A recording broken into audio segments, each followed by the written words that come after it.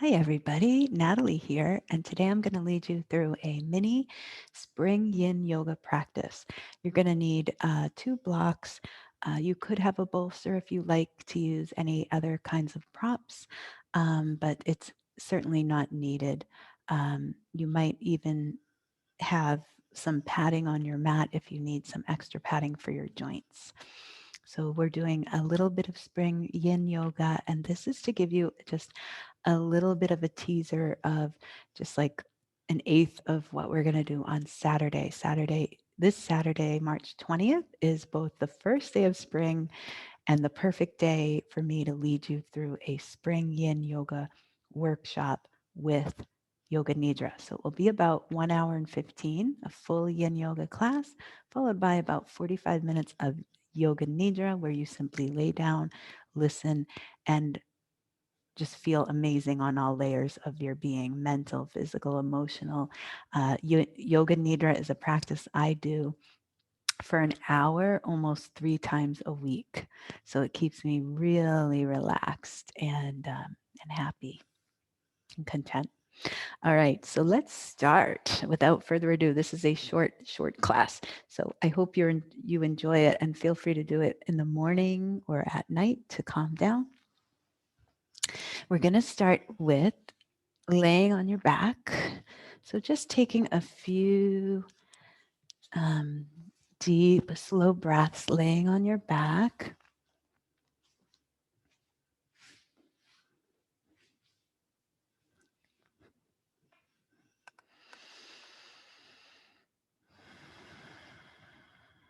Allow your breath to become smooth and even.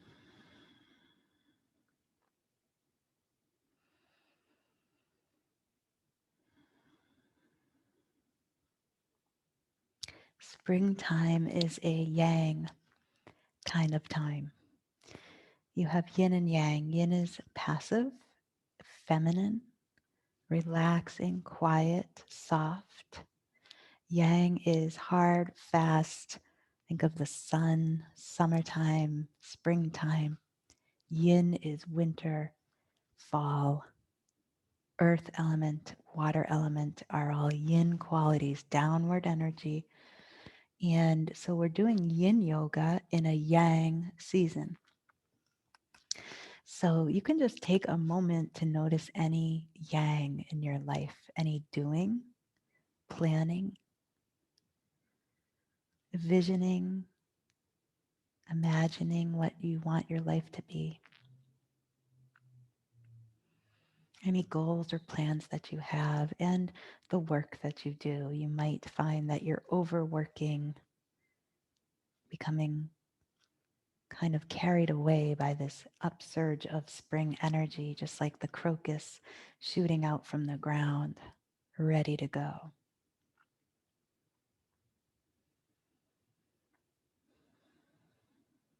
And let's bring the hands over the heart center, just taking a moment to connect with yourself, setting an intention if you would like for your practice today.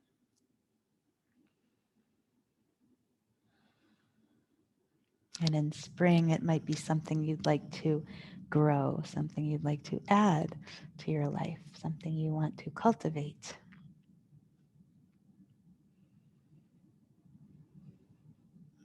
And then from here, we'll take our first yin yoga pose. We're going to have just a few today. So let's cross the right ankle over the left leg. And then we're going to draw that knee in close. This is called thread the needle pose. And we're going to stay here for 3 minutes. And I'll set a timer. So these days the phone is everything, right? The phone is the timer as well. So I'm setting that timer for 3 minutes.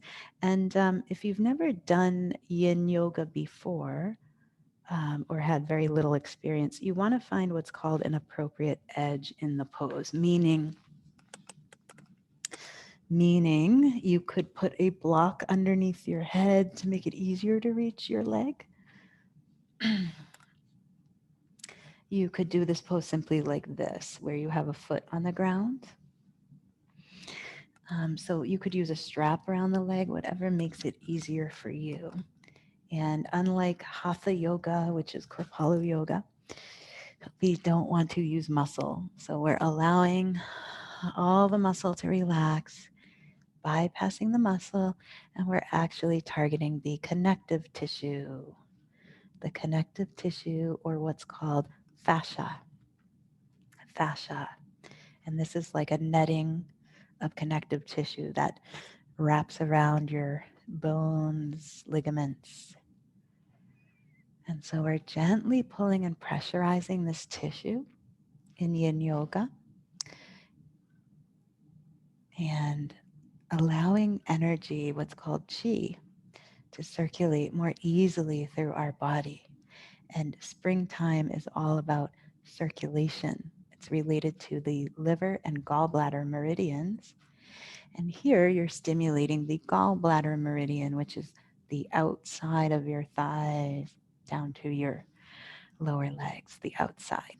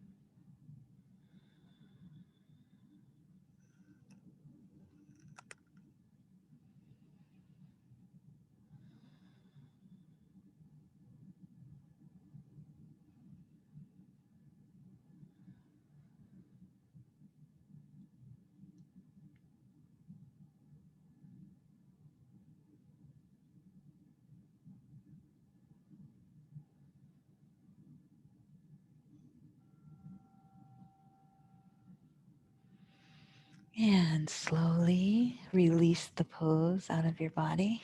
Let your legs come out long, and let's take a moment to feel the rebound of the pose. And in Yin Yoga, we always pause to feel the chi. Notice where you're feeling energy flowing in your body. Simply noticing without judgment. Anything you feel is the right answer.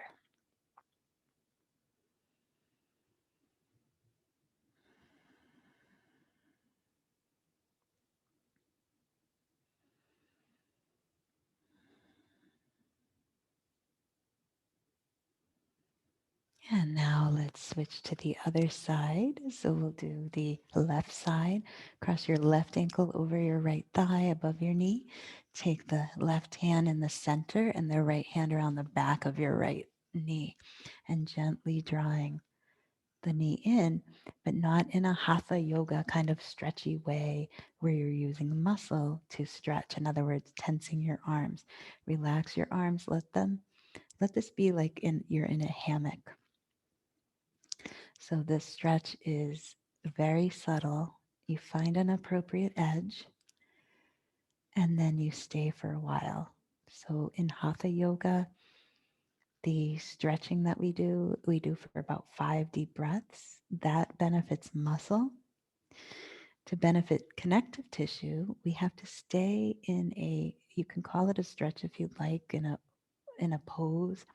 We need to stay for about 3 to 5 minutes to feel, even 3 to 10 minutes to feel the connective tissue start to soften and things start to adjust and change so that your body feels balanced. So we'll just stay here for about 2 more minutes.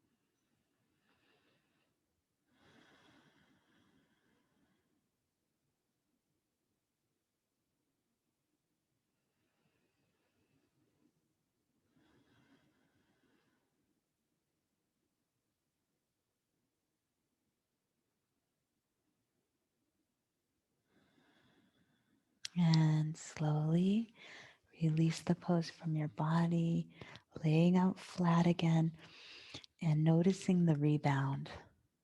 Notice the chi.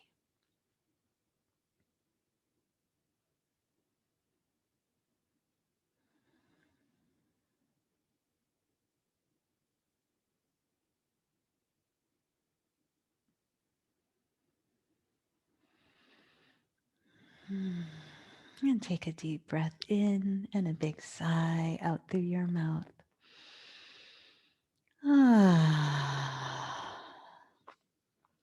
And let's go to our next pose. Our next pose is going to be Sphinx pose. So for Sphinx, you're going to lay on your belly, and I'm just moving myself a little bit sideways so you can see, but your elbows are under your shoulders and you're propped up on your elbows. So you can be upright like this. You can move your elbows a little bit more forward if you feel this as an achiness or tightness in your lower back. And we'll stay for 3 minutes here in Sphinx pose.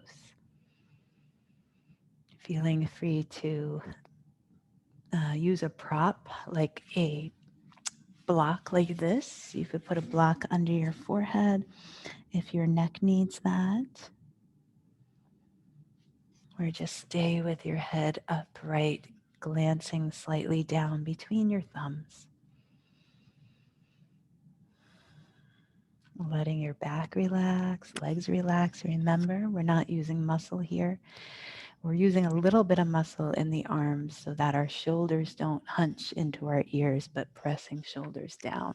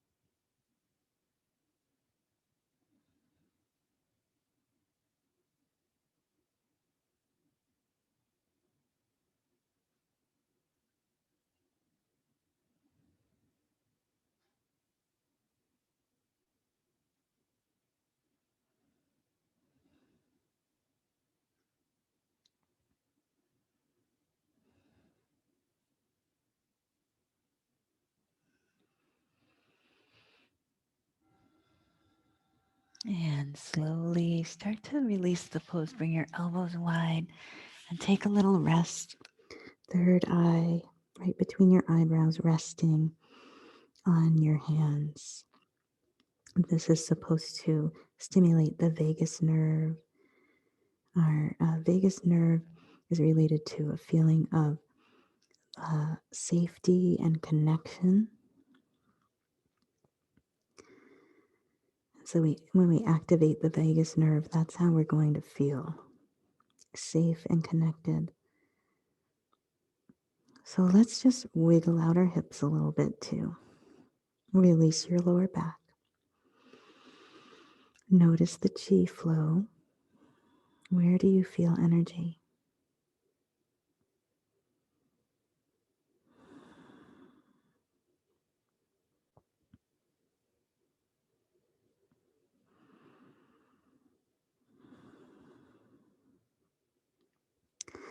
And then from here, let's gently press ourselves up. And we're going to come into our last yin yoga pose, which is called dragonfly. So for dragonfly, you might like a blanket to sit up on. And what you're going to do is sit up on the blanket, the folded blanket, and then stretch your legs out wide. So I'm just going to move back a little bit so I'm in the camera here. And the legs are out wide. If you have any issues with things like herniated disc in the lower back, you might just stay upright like this. If you're able to and it feels good, you can kind of lean in a little bit till you feel some sensation right here. If you already feel sensation, then there's really no need other than the ego wanting to go deeper, to go deeper. So you can just pause here and I'll set our timer. We're going to stay for 3 minutes in Dragonfly. Um, Unlike this pose in Hatha Yoga is called wide angle or Prasarita Padottanasana. There you flex your feet and strongly engage your leg muscles. Here you're going to let your feet completely relax, legs relax, hands soft on the ground, elbows a little bent, and let your eyes close and just breathe.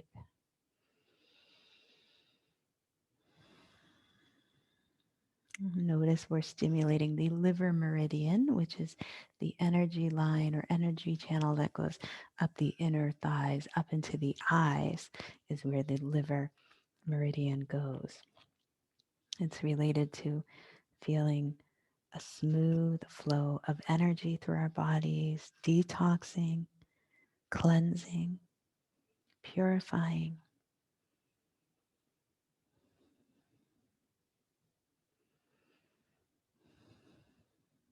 letting go.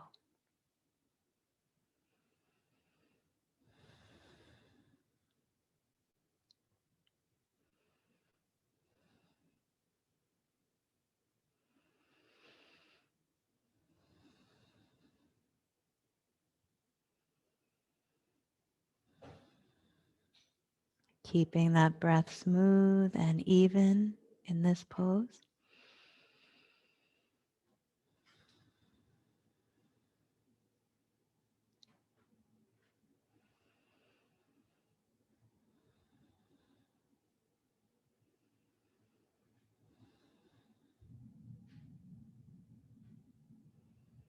Allowing every muscle in the face to soften, the jaw, the eyelids. Feel the shoulders releasing from the neck.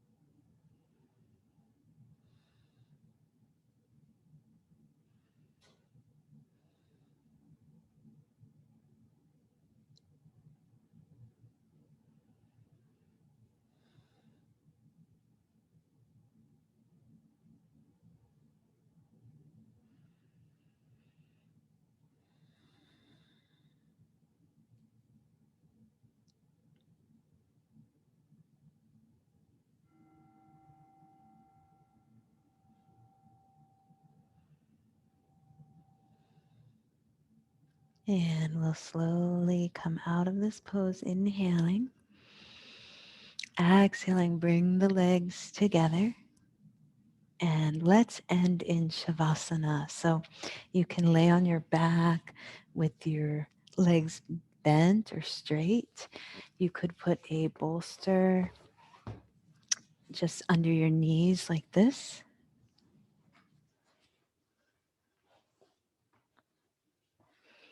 And settle in. We'll stay in Shavasana for about 5 minutes. Completely resting now. And I will sit up and read you a poem.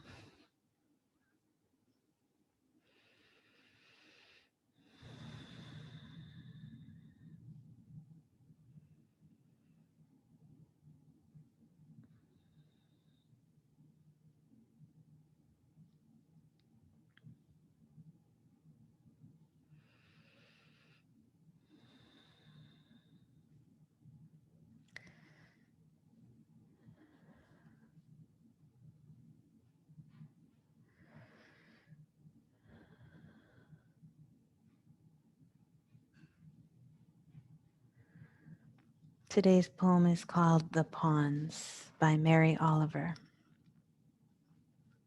Every year, the lilies are so perfect, I can hardly believe their lapped light crowding the black midsummer ponds. Nobody could count all of them. The muskrats swimming among the pads and the grasses can reach out their muscular arms and touch only so many. They are that rife and wild. But what in this world is perfect? I bend closer and see how this one is clearly lopsided, and that one wears an orange blight, and this one is a glossy cheek, half nibbled away, and that one is a slumped purse full of its own unstoppable decay.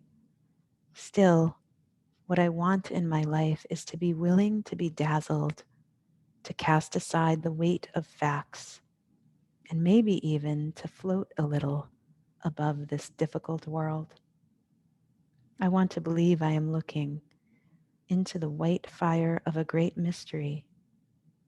I want to believe that the imperfections are nothing, that the light is everything, that it is more than the sum of each flawed blossom rising and fading. And I do.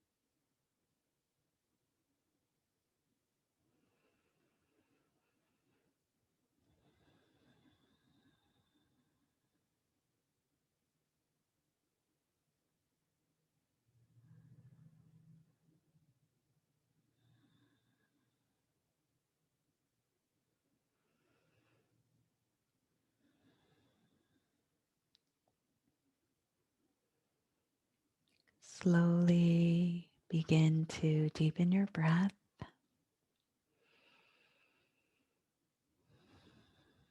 Begin to wiggle your toes. Feel your fingers.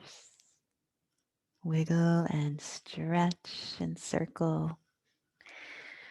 And eventually draw your knees up into your chest and roll over to your right side. Take a moment to pause. And when you're ready, slowly rise up to seated with the eyes closed. Bringing the hands together at your heart center in Anjali Mudra.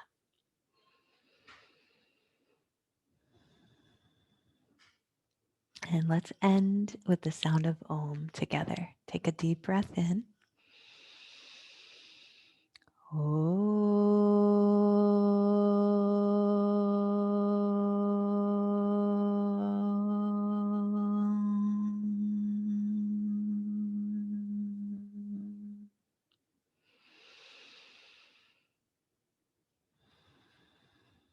I honor the divinity in you. Namaste, and thank you so much for sharing this short spring yin yoga practice. If you want more, join us this Saturday, March 20th at 11 a.m. to 1 p.m. It's a 2-hour workshop, and you're going to feel wonderful. You're going to feel rested and energized and whole. And so have a wonderful day, everybody. Bye.